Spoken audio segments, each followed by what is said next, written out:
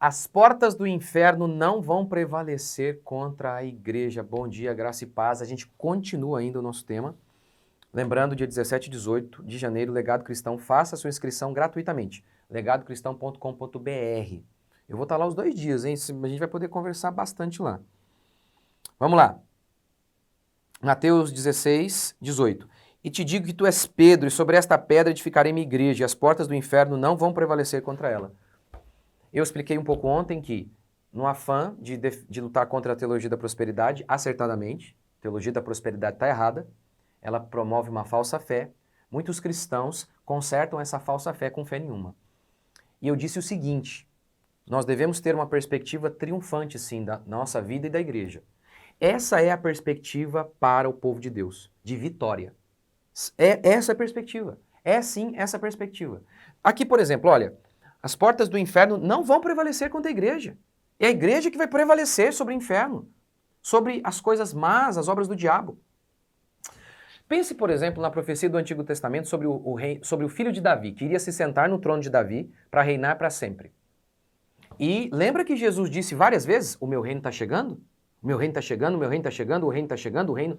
E o que era o reino então? A igreja? Porque o reino não vem com visível aparência. Não foi isso que ele disse? Então a perspectiva é essa. Jesus é o filho de Davi que sentaria no reino, sentaria no trono, para reinar para sempre, e a sua igreja é esse reino. Um dos grandes elementos desse reino.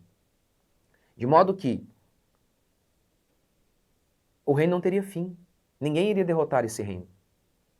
Essa era a profecia. As portas do inferno não vão prevalecer. Olha a perspectiva bíblica. Ou pense em Romanos 8. Nem a morte, nem a vida, nem ninguém pode nos separar do amor de Deus. Ou, e ele continua, somos considerados como ovelhas levadas ao matadouro. Em perigos de espada e por aí vai. Em todas essas coisas, porém, somos mais que vencedores. Até, aí ele fala sobre espada, fome, até em meio a essas coisas, nós somos mais que vencedores. A perspectiva da igreja é de vitória e de triunfo. Essa é a perspectiva. Não é essa perspectiva negativa que muitas pessoas têm sobre a igreja. Olhe, por exemplo, para a igreja primitiva. Você acha que ela foi derrotada? Pastor, mas muitos crentes morreram. Uhum. Mesmo assim, você acha que ela foi derrotada? Em 4 séculos, matando crente a rodo, a igreja se espalhou. Tácito, um historiador romano, falava da peste da igreja como um vírus, uma praga que se propaga rapidamente. Em 4 séculos. Ou seja, mesmo sofrendo horrores, a igreja foi triunfante. Mesmo em meio a sofrimento profundo, a igreja foi triunfante. Tertuliano dizia, o sangue dos mártires é a semente da igreja. Quanto mais matava crente, mais a igreja crescia. Olha a perspectiva. Portanto, essa deve ser a perspectiva do cristão. Quer ver? Vamos lá também para Romanos 8, vai. Romanos capítulo 8. Romanos 8. Deixa eu achar aqui. Romanos 8, verso 31. Se Deus é por nós, quem será contra nós? Se Deus é por nós, quem será contra nós? Tá com medo do Lula? Da Janja? Verso 32. Aquele que não poupou o seu próprio filho, antes, pelo contrário, o entregou por todos nós, não nos dará graciosamente com ele todas as coisas? Ele deu Jesus, vai negar uma geladeira. É isso. Aí Paulo continua. Quem os condenará? Quem nos separará? Perigo, privação, fome? Mas em todas estas coisas somos mais que vencedores. Essa é a perspectiva cristã. Até em meio ao fracasso, a igreja é vencedora. Essa é a perspectiva cristã. Jesus Cristo ele deu ordem para que a igreja avançasse e de fazer discípulos. Jesus disse que o reino de Deus é como uma mostarda, semente de mostarda, que é a menor de todas, mas cresce, para falar do seu reino. Foi isso que aconteceu. Aquela comunidadezinha pequenininha de pescadores ganhou o mundo. Essa é a perspectiva cristã.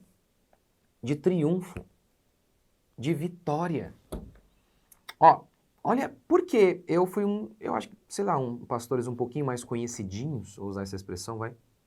Na época, hoje eu sou conhecidinho, vai. Naquela época estava começando a ter um pouquinho mais de alcance na internet, na época da pandemia.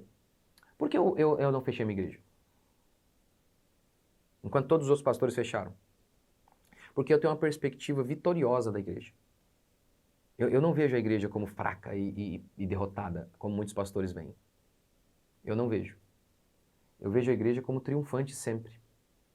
E era por isso que eu tinha fé, que eu tive fé. Como assim? Eu acreditava que, primeiro, Deus tinha um poder para que nós abríssemos a igreja e ninguém enchesse o saco. Para que Deus fechasse os olhos das autoridades da minha cidade. Primeiro ponto. Segundo, eu acreditava que se nós fôssemos multados, perdêssemos o prédio, sei lá, alguma coisa assim, Deus ia dar um jeito. A gente não ia ficar sem cultuar, Deus ia dar um jeito. Terceiro, se eu fosse preso, Deus ia dar um jeito também. Ele ia usar isso para a glória dele, como usou, por exemplo, José. José foi preso e no final foi para o Egito e Deus usou aquilo para salvar toda a família dele. Não importava qual era a circunstância, eu tinha uma perspectiva triunfante sobre a igreja. Para mim, a igreja vence sempre, até quando ela perde, até quando o pastor vai preso, até quando a igreja é multada. Essa é a minha perspectiva. Essa é a minha perspectiva. A minha perspectiva é de que o reino de Deus, ele avança, ele foi feito para avançar. Um dos últimos sinais da vinda de Jesus não é o fato de que a pregação do evangelho vai ser feita em todo o mundo? Então, para que isso aconteça, a igreja tem que avançar. Essa é a perspectiva correta.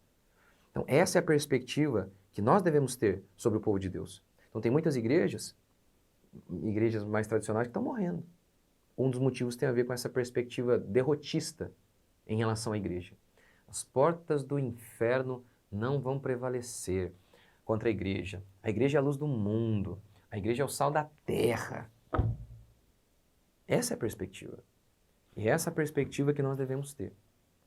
A teologia da prosperidade, o triunfalismo que eles pregam é mentiroso. Mas essa outra galera aqui que está respondendo, e muitos são reformados, estão respondendo a falsa fé com fé nenhuma. Eles não creem mais que Deus provê. De fato, dizem que creem, mas não creem.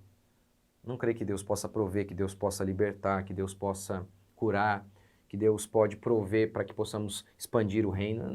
Na prática, não creem. Na prática, não tem fé. Não creem que a igreja é o grão de mostarda que tem que crescer, que vai crescer. Não creem, não creem. Portanto, nós devemos ter essa perspectiva positiva. Nós devemos ter essa perspectiva de triunfo. A igreja sempre é triunfante, até quando ela é um fracasso. Até.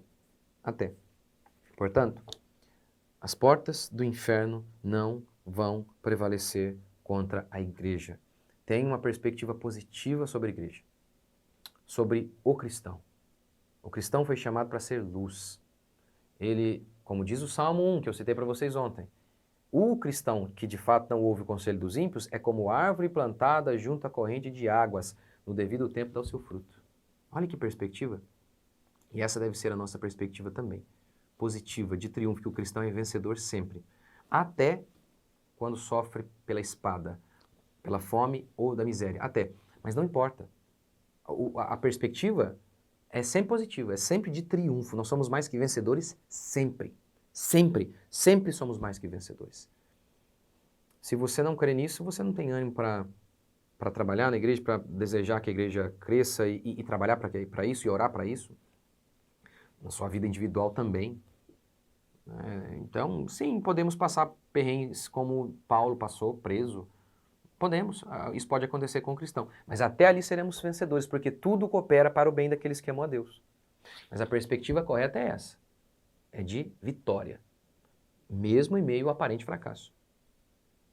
É isso aí. Vamos orar. Senhor Deus e Pai, te agradecemos por mais um dia, bendizemos o teu santo nome, louvamos ao Senhor por tudo que o Senhor tem feito e ainda vai fazer.